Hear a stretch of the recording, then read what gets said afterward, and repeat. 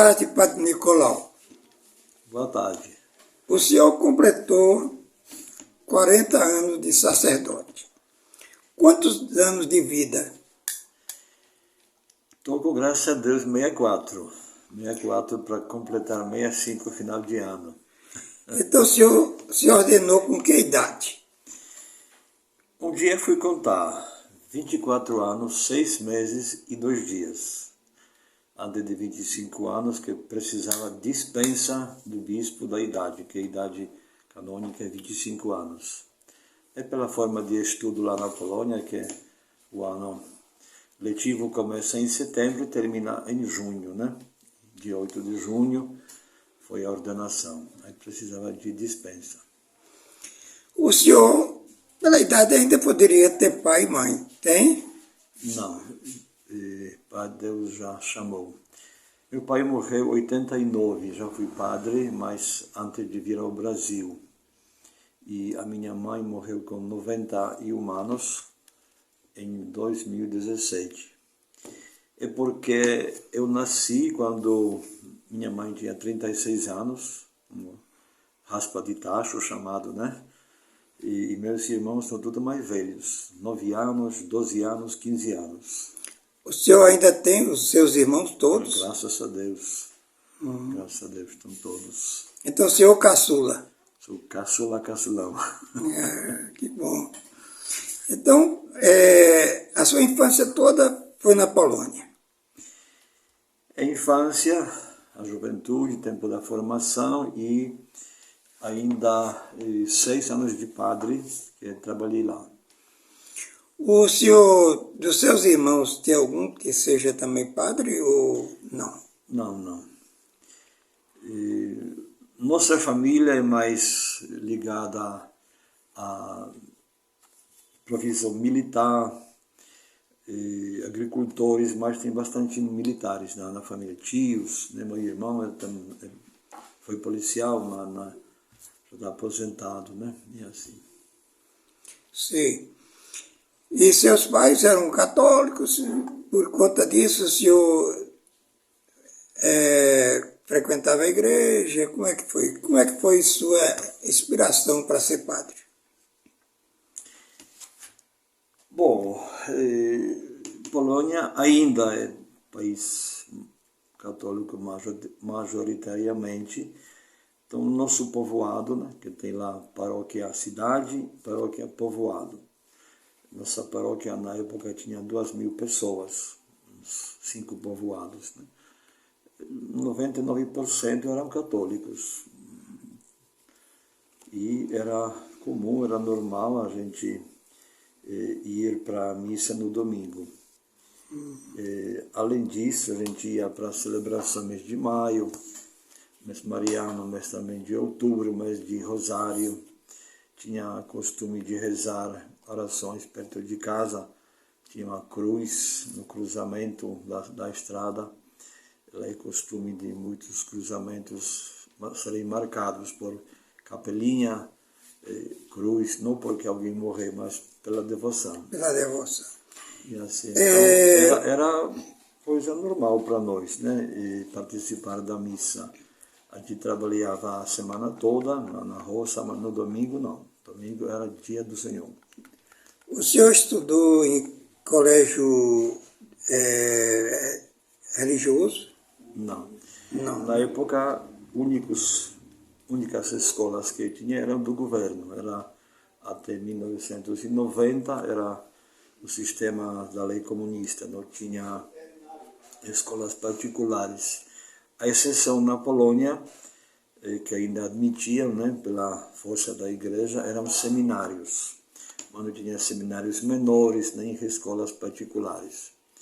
E seminários religiosos das dioceses não tinham status de escola do governo, então o título de teologia e filosofia não valia como oficialmente, né, para o Estado. Aí tinha a faculdade em Lublin e em Cracóvia, que tinha teologia, então tinha que validar o nosso estudo naquelas faculdades que o Estado reconhecia. Como foi seu chamado para o seminário. Como é que o senhor teve essa ideia de entrar no seminário? Eu nem sei como foi bem, que foi tanto tempo atrás, né? Sei que fui coroinha, de 9 anos de idade até 18, 19, né? Ah, Que frequentava, não tinha pastorais como tais, né? Teve um padre lá que nos preparou para a primeira comunhão e foi ele que, ele, não digo implantou, né? Mas ele nos ensinou, não a mim, mas todas as turmas da catequese, jovens, né? De visitar o Santíssimo Sacramento. A gente ia para a escola, passar na igreja, era aberta, a gente entrava, né? E assim, foi muito forte, né? Naquele tempo. Aí foi surgindo o pensamento, acho que foi coisa de Deus, né? Deve ser, se não fosse, não ia com para frente. certeza. Sei que quando chegou o segundo grau, tinha que declarar para que escola a gente vai. Aí eu declarei que ia para a Escola Militar da Artilharia e Foguetes Espaciais, para enganar os entrevistadores, porque corria perigo que quem se declarasse para seminário ia ser cortado na formatura, que tinha ainda tempo de perseguição da igreja, onde podiam cortar, cortava, né? Então eu declarei, e depois, quando terminei, recebi os documentos, aí eu levei para o seminário. Quantos anos de seminário? Na Polônia tem 6 anos de seminário após a formatura. 2 anos de teologia e 2 de filosofia, quer dizer, e 4 de filosofia. Básico. E depois ainda a gente fez, já da paróquia, estudo de mestrado em teologia, para validar um documento do seminário. Já tinha outro tempo, um pouquinho mais folgado, de comunismo. Em 85 que eu fui ordenado, em 86 comecei a estudar em Varsóvia, na Faculdade Teológica, que era admitida pelo governo, né? Que era oficialmente admitida, então estudei lá por 4 anos ainda, indo da paróquia como minha atividade a mais. Eu ouvi falar muito no Lech Walesa, né? Foi o presidente da Polônia, né? Foi quem acabou exatamente com o comunismo lá, ou foi o contrário?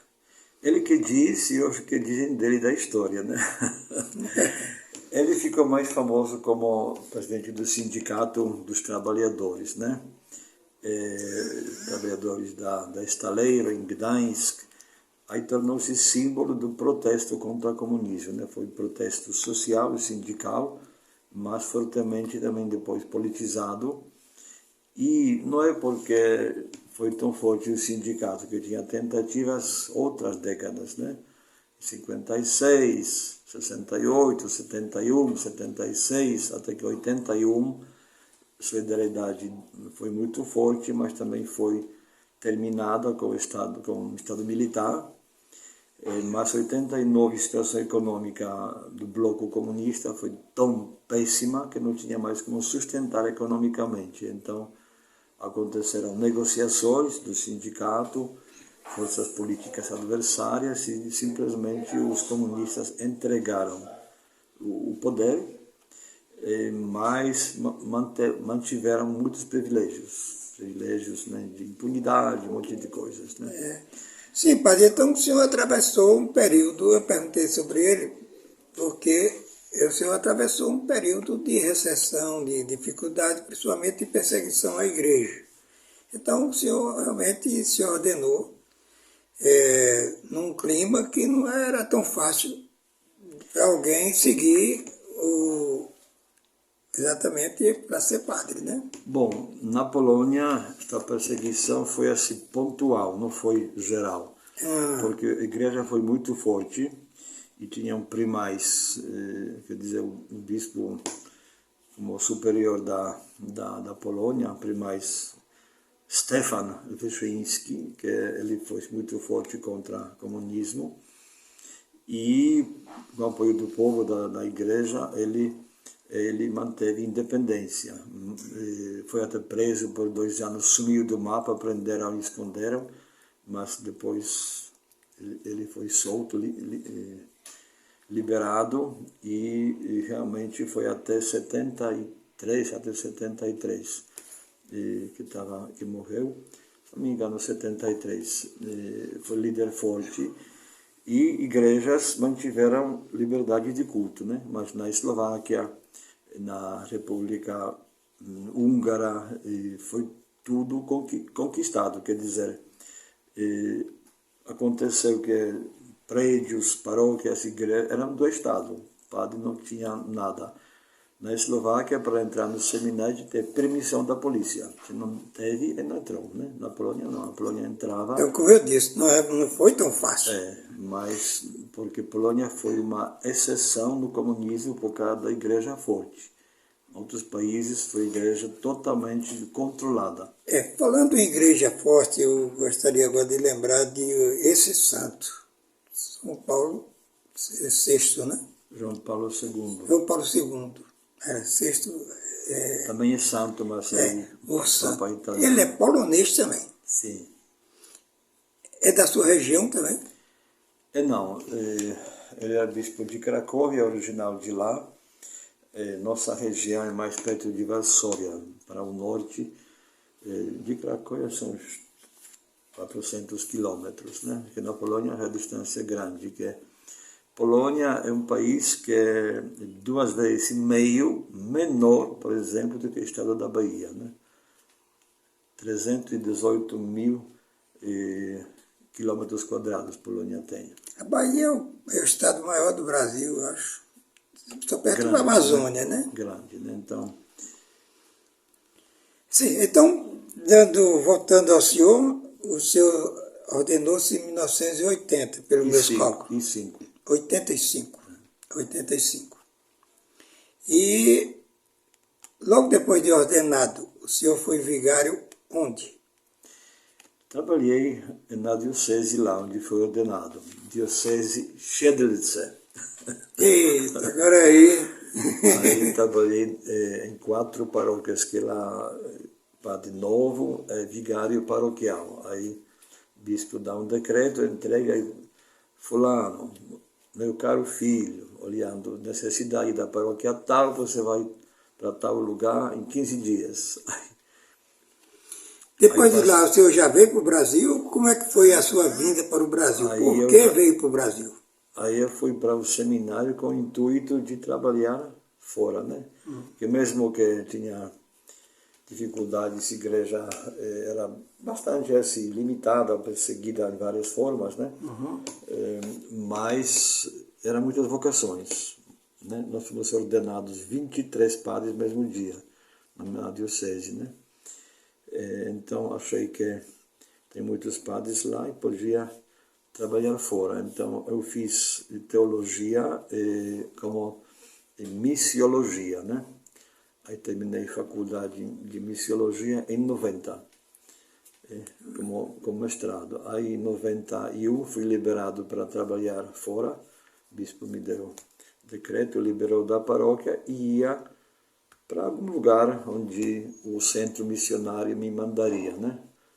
Deixei documentos e esperei chamado, né? Aí apareceu lá na Polônia Dom Ceslau, né? Que foi bispo aqui, procurando padres. Então, o meu primeiro chefe, que era colega, amigo de Dom Ceslau do tempo da juventude deles, me levou a conhecer, e com a permissão do bispo eu retirei a minha ida para algum lugar indeterminado para vir para o Brasil, né, sob custódia e responsabilidade de Dom Ceslau.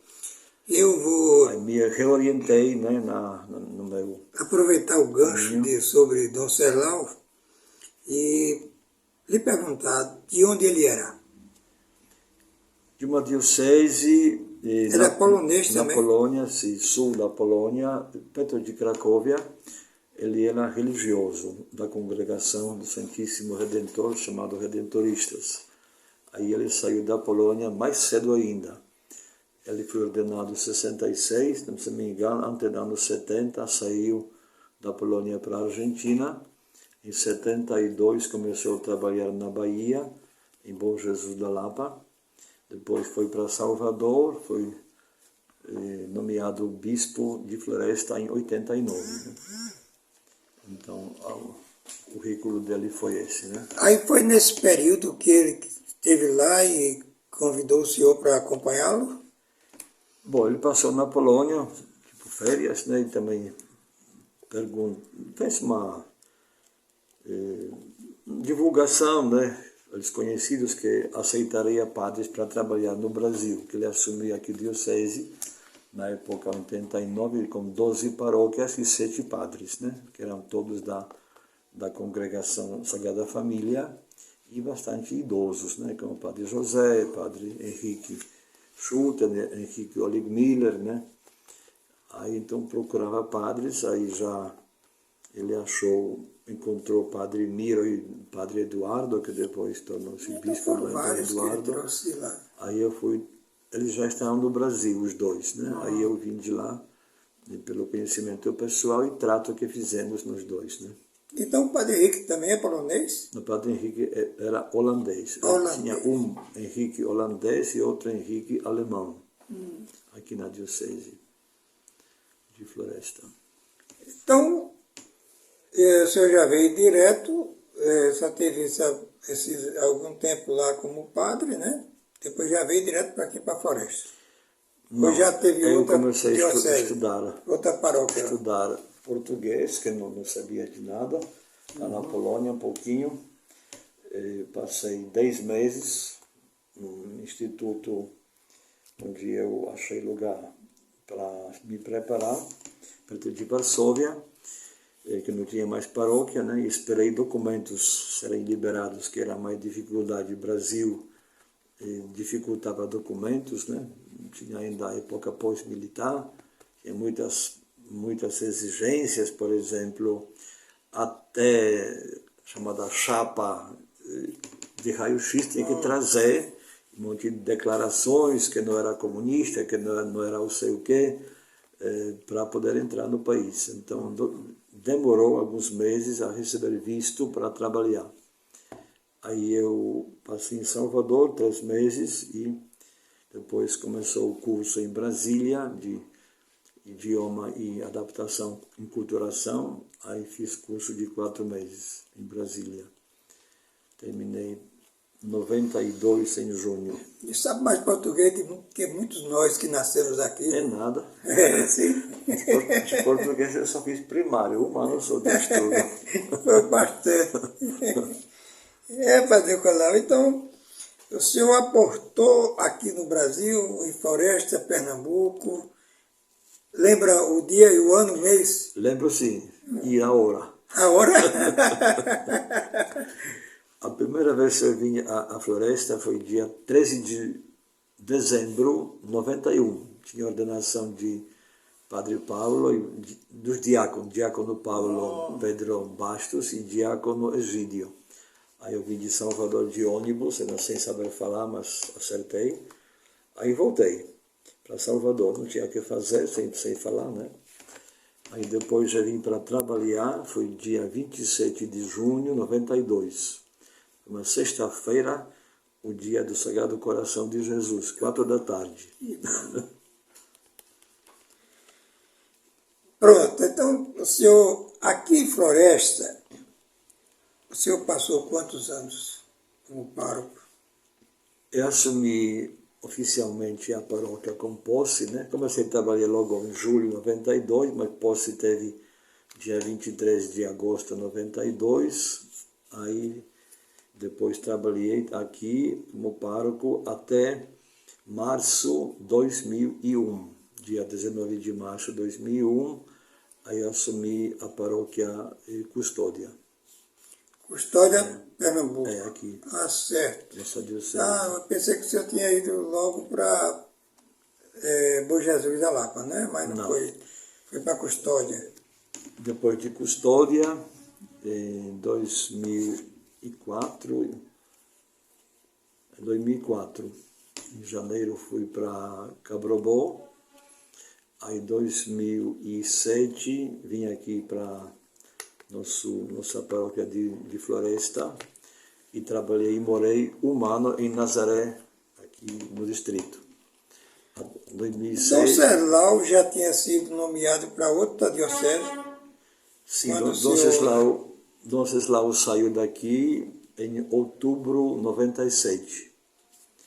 Aí eu depois fui administrador da diocese, até a chegada do novo bispo, até, se não me engano, maio, ano 99.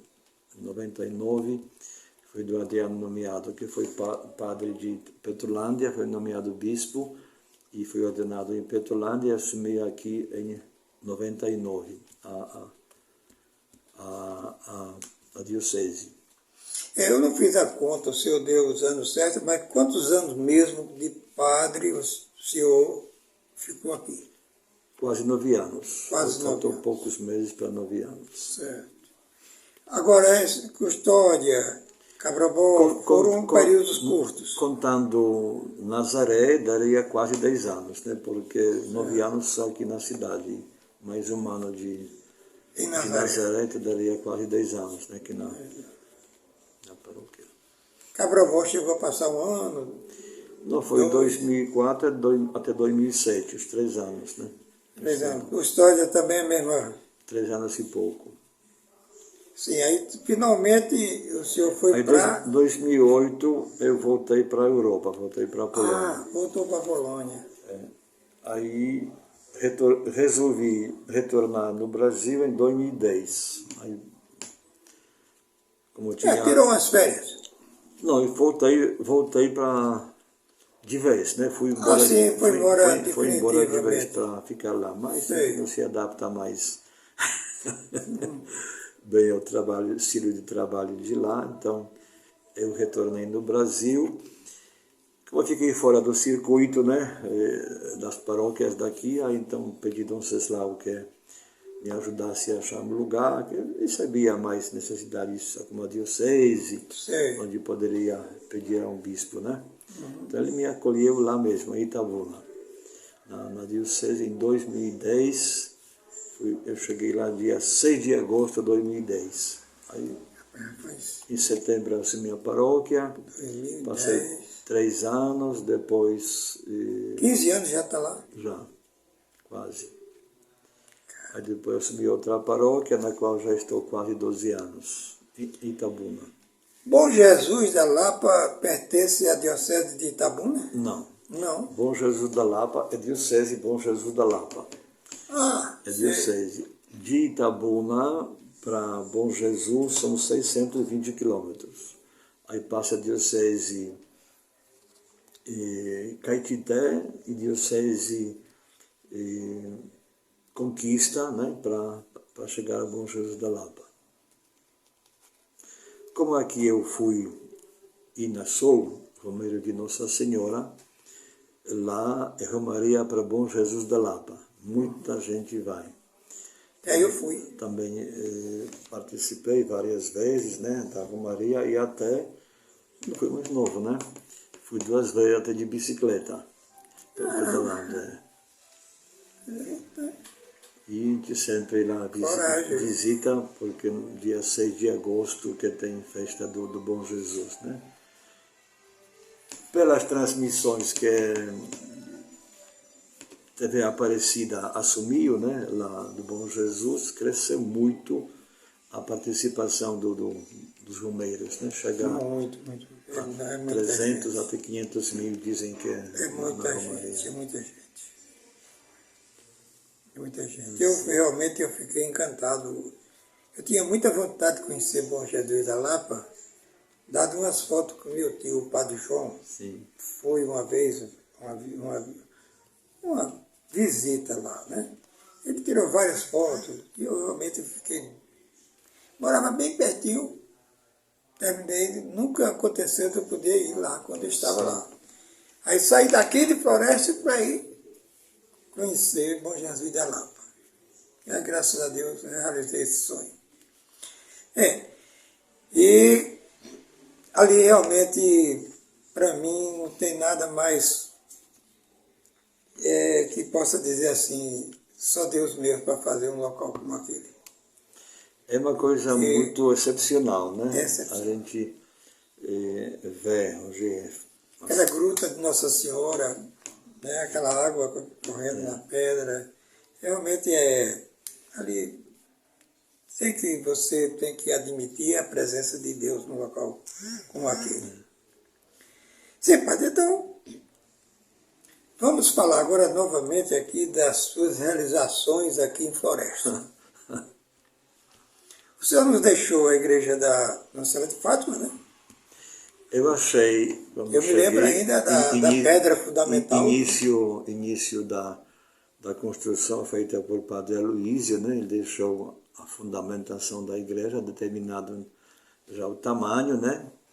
E na época veio uma ajuda da Alemanha que ele tinha pedido, né? Já chegou na minha gestão, então a gente tinha facilidade maior de trabalhar e continuamos a construção, né? Que se envolveu várias pessoas e realmente desde o início foi um jeito bem comunitário, né? Celebramos uma palhoça lá atrás da igreja, as missas que a gente colocou, missa dominical, porque isso incentiva, né?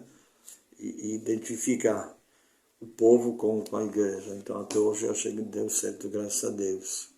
Então fizemos aquela igreja com esforço, de ajuda externa e também muita gente trabalhou, né? Contribuiu para materiais e ajuda. A outra igrejinha lá de Nossa Senhora, ali da Avenida Odomar. Iniciamos, né, a igreja Santa Rosa de Lima. Santa Rosa de Lima. Foi na época que o candidato, depois prefeito Oscar Ferraz, deu terreno, né? Teve lá umas perturbações sobre a legalidade, né, desta doação. Tem uma parte que é o terreno de Nestor, parente nosso. Aí entrou na justiça, depois a justiça liberou, depois os vizinhos, né, como você está dizendo, Nestor, concordaram, recuaram um pouco os lotes, né, para poder não estreitar a avenida e nós chegamos ao ponto da laje, no ponto da laje. Depois Padre Roberto continuou e foi terminada, graças a Deus funciona. Graças a Deus. Passei lá, tá bonito a localização. E reservamos terreno no DNR, né, que é um terreno que foi parcialmente do Bom Jesus e sempre ocupado, loteado, de modo assim, à vontade, que o pessoal lá não perguntava não. Então reservamos local lá para a Capela São Francisco, que foi feita já no tempo de Padre Roberto. Padre, uma outra coisa... E também no meu tempo, das coisas externas, né, foi também foi feito o local, o Recanto do Bom Jesus, que na época chegava exatamente, é isso que eu ia lembrar agora. A funcionar bem, né? Também pela iniciativa da paróquia, com a ajuda de entidades e várias pessoas voluntárias, e foi implantada a rádio comunitária, que na época era uma coisa grande, sucesso, né? Que funcionou bastante tempo na catedral, né? Mas servindo não só a nós, mas também foi a cidade mesmo, né? A cidade era, sim. Era bem popular a rádio. E o Recanto do Bom Jesus, que a gente tinha umas serestazinhas boas, os casais podiam ir a um ambiente sadio, seguro, tranquilo, que nos deixa muita saudade, né? Nunca mais houve nada. E também lembrar das pastorais que o senhor criou, que nós, eu, Mariana e outros casais, né? A gente participou. Sim. E hoje eu não sei nem se alguma pastoral funciona, não sei. Realmente, já os mais velhos, a boa parte desse grupo que o senhor criou já não está mais nem aqui, né? Como o seu Lourdes Tito, e o da Lourdes Tito, o senhor Antônio Tito, né? O esposo. Sim, muitas pessoas já se foram, Deus chamou. Já chamou. Mas encontrei ainda muitas pessoas, né, dizendo, o senhor fez meu casamento, me batizou, uma Isso. coisa agradável, né? É, Sei que na época certa é muito gratificante. novidade foi o grupo de coroinhas, né? Que eu só tinha Zé Arthur como sacristão. Aí eu criei coroinhas que foram bem sapecas, né? Mas foram se formando, graças a Deus, deu certo, né?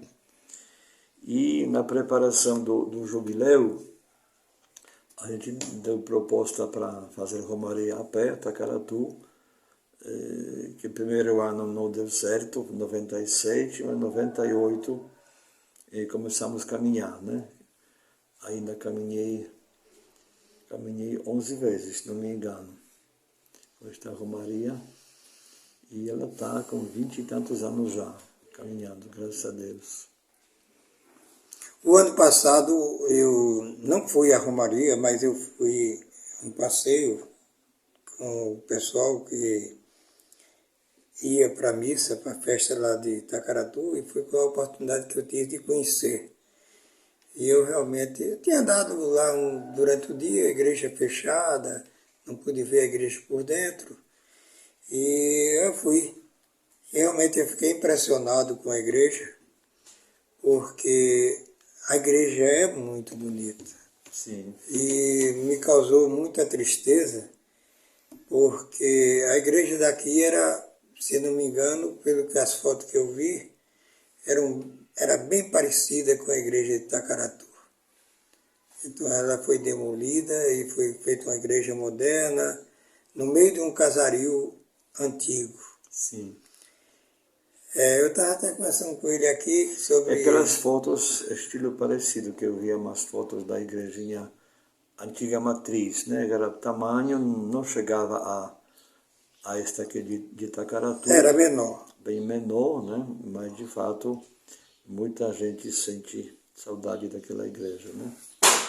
Ainda tem pelo menos o sino, né? Está guardado lá no pessoal do Quilombola, né? Dos pretos. Está resgatado lá no Quilombola. Então é um progresso, né? Cada um tem sua maneira de ver as coisas. Eu nunca concordei com isso, nem concordo. Eu acho que você faz, você não desfaz o que o outro faz.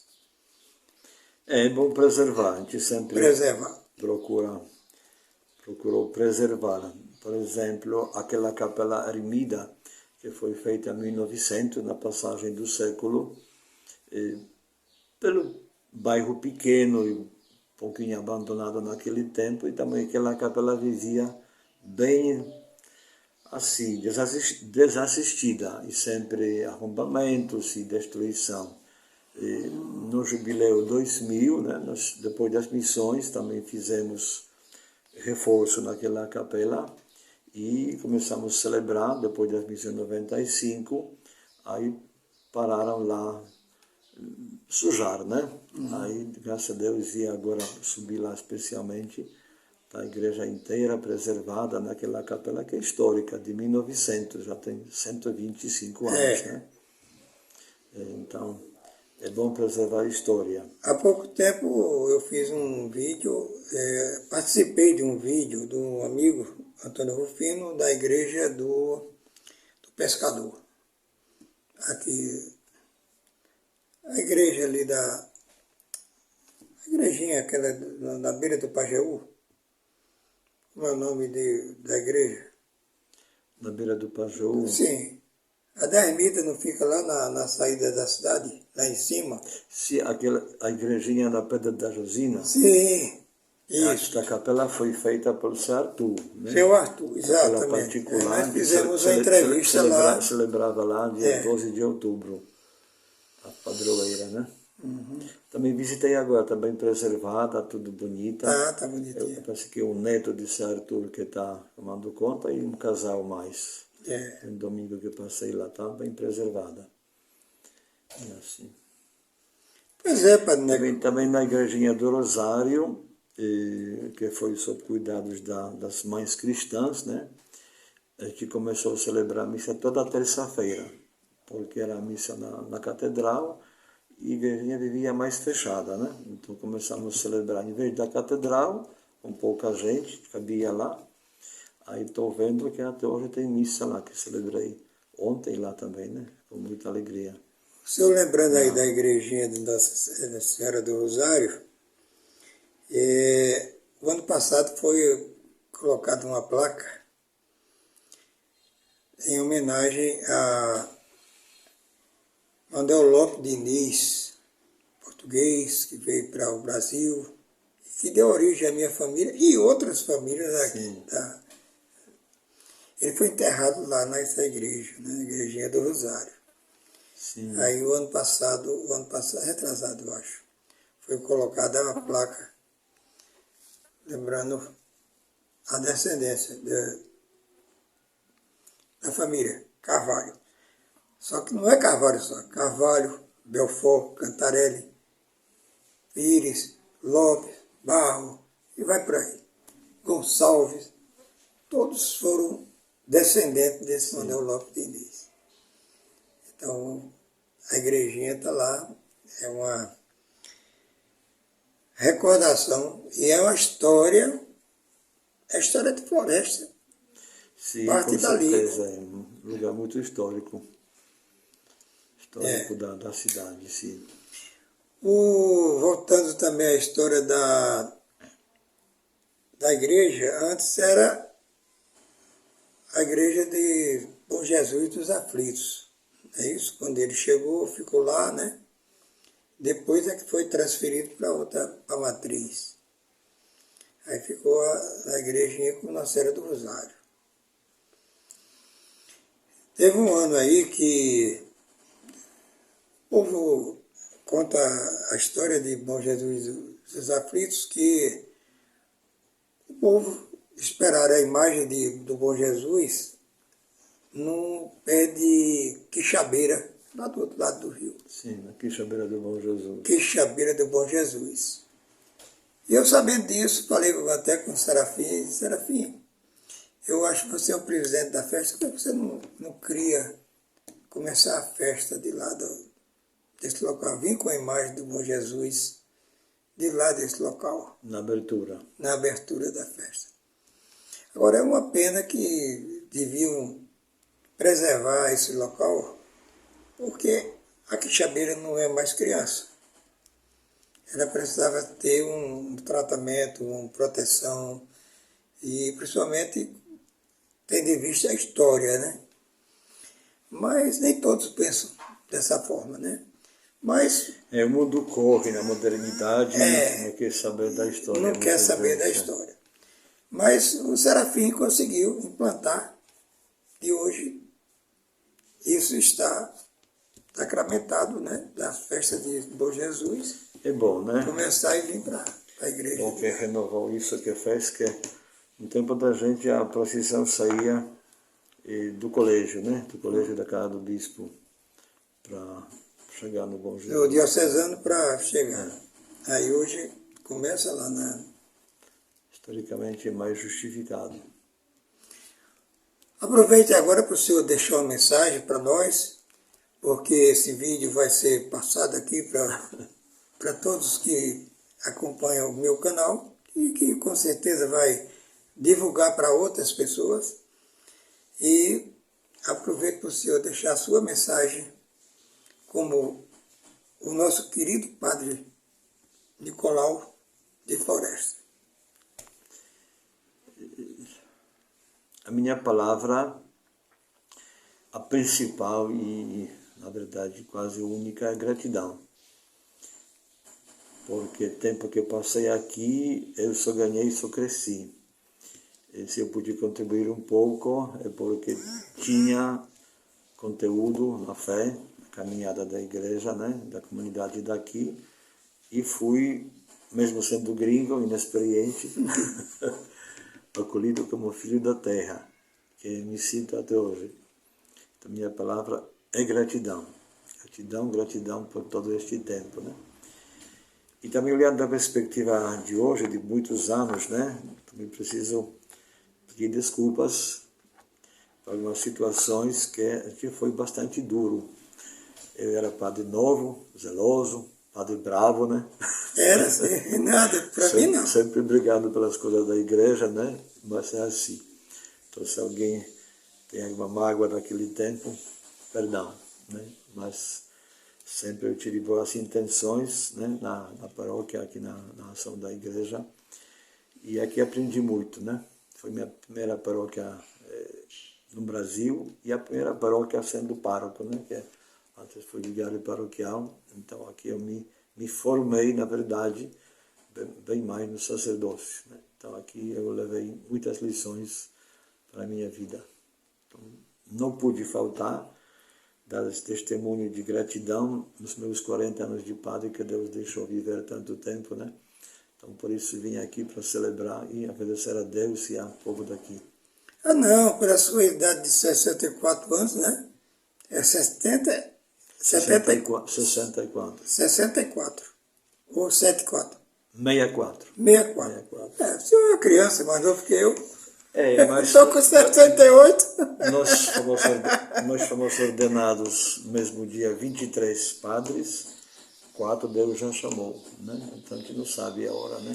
Ah, com certeza, né? Com certeza. Tem que dar graças Mas a Deus tem chão para 50, 60 anos de padre. por cada ano que a gente passa tem que agradecer. Tem chão para 60 e Depois dos 60 tudo é lucro. Pois é, Padre Nicolau, foi um prazer muito grande ter o senhor aqui de volta, aqui na nossa terra, e principalmente pelo fato do senhor ter vindo aqui comemorar uma data tão importante como é essa, de realmente 40 anos de sacerdote. Então, muito obrigado, e como estávamos brincando, até vamos esperar que outras datas de 10 venham mais por aí, né? Só Deus quem sabe. Antônio, muito obrado. Muito obrigado, pai. Abraço aperta a mão aqui, ó. Vai aparecer até aqui na... Obrigado. Nada, pai.